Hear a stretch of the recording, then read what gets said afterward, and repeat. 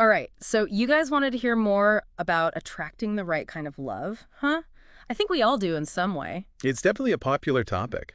It is, and we got a lot of requests to deep dive into this episode of Inner Balance Red Print that some of you sent in. Oh, yeah, I remember that one. That was a good one. Yeah, it was really interesting, and it kind of got me thinking, we always hear be yourself and love will find you, but this episode is like, yeah, Yeah. there's more to it. Right, like it's not quite that passive as Exactly. You and actually have to create the space for love to come into your life, and that starts with, self-love. yeah. I Yeah. mean, we hear that phrase all the time these days, but what does it really mean? Hmm. You know? That's what I thought. It's more than just bubble baths and face masks. Totally. It's about really getting to know yourself, what you're worth, what you need, and where your boundaries are. And this episode really emphasized that, accepting yourself, flaws and all. Right. Because you're worthy of love just as you are, not because you've reached some level of perfection. It's funny. They had this example in the episode about this woman who spent years trying to be the perfect girlfriend, molding herself to what she thought guys wanted. Oh, I think I remember that one. She ended up feeling totally lost. She didn't even know who she was anymore. Wow. Yeah, that makes sense. And it wasn't until she reconnected with her own passions and values that she started attracting guys who actually appreciated her for her. That's so important, though, isn't it? Because so many people fall into that trap of trying to complete themselves through someone else. Yeah, the episode actually said something like, seeking completion in another person is a recipe for disaster. You got to be whole and happy on your own first, not looking for someone to fill a void, two wholes coming together, not two halves trying to become one. I like that. And it makes sense, because if you're not secure in yourself, you're going to be attracting people who are also insecure. Right. It all comes back to that self-love and knowing what you want in a relationship, too. Oh, yeah, that's another thing they talked about, actually defining your non-negotiables before you even start dating. Because if you don't know where you're going, you'll end up anywhere, right? Exactly. It's like setting off on a road trip with no map and just hoping for the best. You got to be specific about what you're looking for, your values, the kind of dynamic you want, even those little quirks that you just can't live without. Yeah, and the episode made a good point that having standards isn't being picky. It's about respecting yourself and what you deserve. Exactly. And once you know what you want, then comes the scary part, vulnerability. Uh, yeah, that's always a tough one. But it's the key to building real intimacy, like that bridge analogy they used in the episode. Well, yeah. With each act of vulnerability, you're adding another plank to the bridge, slowly building a pathway for real connection. Exactly. And the right person will appreciate that vulnerability. They'll meet you halfway on that bridge and create a safe space for you to be your true self. I love that. And it makes it a little less scary. Yeah. But the episode also acknowledged that sometimes you need to deal with past baggage before you can fully open up. Yeah, you can't just ignore those old wounds. They tend to pop up at the worst times. They told the story about a guy who kept sabotaging his relationships because he was terrified of commitment. Turned out he had all this unresolved stuff from his parents' divorce. Yeah, so he had to address that underlying fear before he could actually create a healthy, lasting relationship. Right, it's like you have to do the work. Heal those old wounds. Mhm. Make peace with your past so you can be fully present and open to new love. And that can look different for everyone. Therapy, journaling, honest conversations with friends, whatever helps you process and move forward. It's all about recognizing those patterns and choosing to break free from them, right? Exactly. Taking ownership of your healing journey so you can step into those new relationships with more self-awareness and resilience.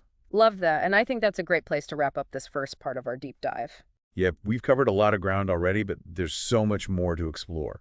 We'll be back soon to dive even deeper into this idea of attracting the right love. Stay tuned, guys. We'll be right back. It's like we're setting the stage for love. Preparing the soil before planting the seeds. Yeah, all these aspects are so interconnected, aren't they? The self-love, the vulnerability, the healing. Right, and then this episode brings in this whole other layer, the energy you put out into the world. Oh, yeah, that's a big one. And it makes so much sense. It attracts like, I never really thought about it in terms of love, but it's like if you're constantly putting out negativity and insecurity. well, you're probably going to attract more of that, right? Exactly. But if you're radiating confidence and joy, You're going to attract those same qualities back to you. they actually had this amazing story in the episode about this woman who totally transformed her dating life just by shifting her mindset. Oh, really? Like how? She used to be so focused on all the things she didn't like about herself and her past dating experiences. Yeah, I've been there.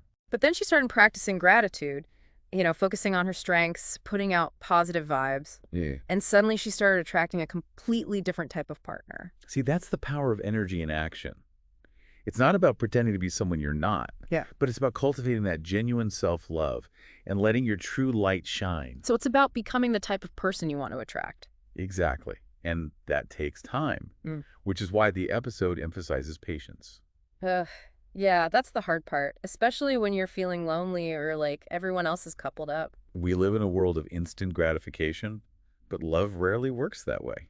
It's so true. And this episode really encouraged us to resist that urge to just rush into any relationship to fill a void. Right. Instead, focus on your passions, your happiness, and trust that the right love will come when it's meant to.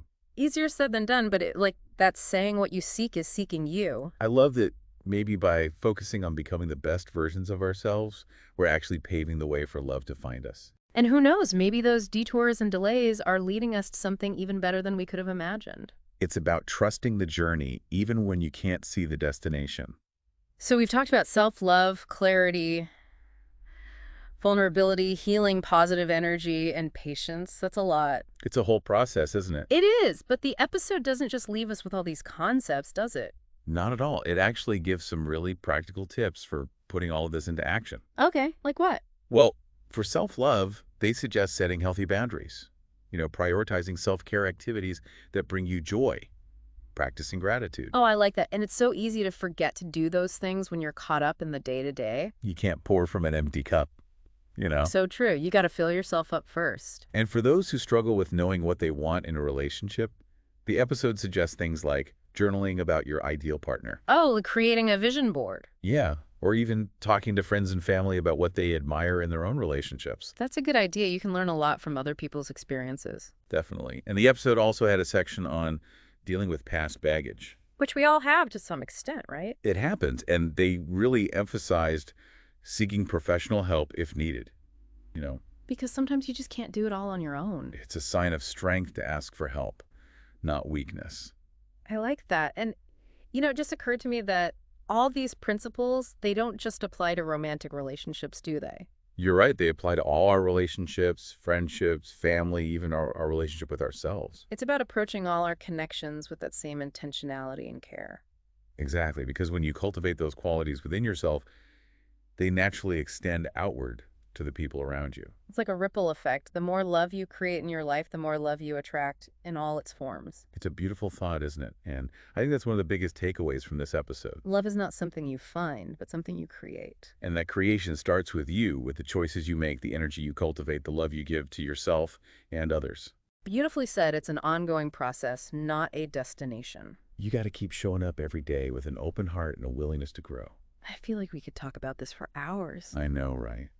So much good stuff in this episode. It's like we've opened this treasure chest of wisdom about love. Yeah, and it's not like a one-size-fits-all answer or anything. Exactly. Every journey is different. But the cool thing is, this episode gives us like a framework. Yeah, some principles we can apply to our own lives. Whether you're single, looking for love already in a relationship, or just trying to figure out those tricky family dynamics. Right. These insights can help us create deeper, more fulfilling connections. It all comes back to that inner work, though, doesn't it? Like nurturing that self-love. Because when you truly love and value yourself, you're going to attract people who do the same. It's like you become a magnet for the love you deserve. And that love can show up in so many different ways. Romantic relationships, friendships, a sense of belonging. It's about building a life that's rich with love. Exactly. In all its forms. As we're talking, I keep thinking about that message of trusting the timing of our lives. Oh, yeah. It's so easy to get caught up in trying to force things to happen. We want to control everything, but love kind of has its own rhythm. It does. Sometimes those setbacks or delays, they're actually guiding us, Towards something better. to the experiences and relationships that are truly meant for us, It's about letting go and trusting that the universe has a plan. even if we can't see the full picture yet. And who knows, maybe those twists and turns are leading us to an even deeper, more fulfilling love than we could have ever imagined. I like that it's a good reminder to stay open to possibilities. Trust the process. Believe that love will find its way to us. And while we're waiting, we can focus on living our lives to the fullest. pursue our passions, nurture our relationships, become the best versions of ourselves. Yeah, because those are the things that make us magnetic. Our genuine selves, our open hearts, our willingness to embrace the adventure. I couldn't agree more. Sometimes the most beautiful love stories start with the love story we write for ourselves. Oh, that's beautiful. So, what's the one thing you're taking away from this deep dive today? For me, it's remembering that attracting love isn't about frantically searching for it. It's about creating a life so full of love and joy that it can't help but find you. I love that, creating a life worthy of the love you desire.